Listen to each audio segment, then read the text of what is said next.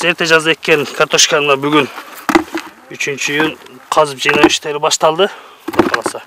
Базаркулгон районунун тургуну Нуртилек Абдубали уулу жылда Нокен районунан 1 гектар жерди ижарага алып картошка айдайт. Жылда бул жерден 20 тоннага чейин түшүм алып келсе, быйыл 10 тоннага азыраак алам го деген ойдо. Бирок картошканын баасы башка жылдыра караганда жогору болууда. Сильвана деген картошканын сортун эккенбиз, биринчи репродукциясындагы.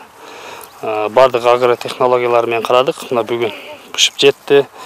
Жиноо иштери башталды. Буюрса азыр биздин кардарлар келди. Ушу жеринде картошканы көрүп, картошканын чоңдоруну 36 сомдон, анан майдарактарын ошо 18 сомдон алабыз деп кетишти.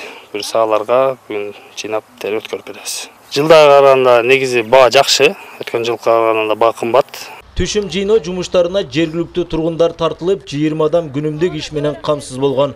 Аларга ишине жараша акы төлөнүп берилүүдө. Күнүнө иштеген ишиңе жараша, мисалы 1000 сом, 1200 сом, 800 сом ушундай кылып жыйнап атабыз да мына картошкаларды. Муну атайын техника менен казып берип атат. Биздин жумушубуз ушул. Муну сорттоп, жерден казып чыгарып берет.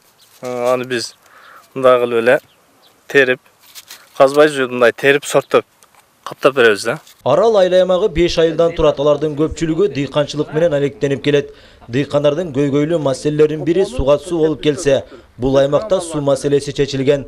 Анткени көп жылдардан бери каралбай калган скважиналар реконструкциядан өтүп ишке берилген. Союз маалында бизде 40 чамалуу скважина болгон. Былтыр Нокен өнүктүрүү фонду жардамы менен 5 скважинаны оңдоттук. Быйыл обул өнүктүрүү фонд жана Нокен өнүктүрүү фонд, райондук өнүктүрүү фонд менен биргеликте дагы 3 скважинаны оңдоп, суга суу скважиналар.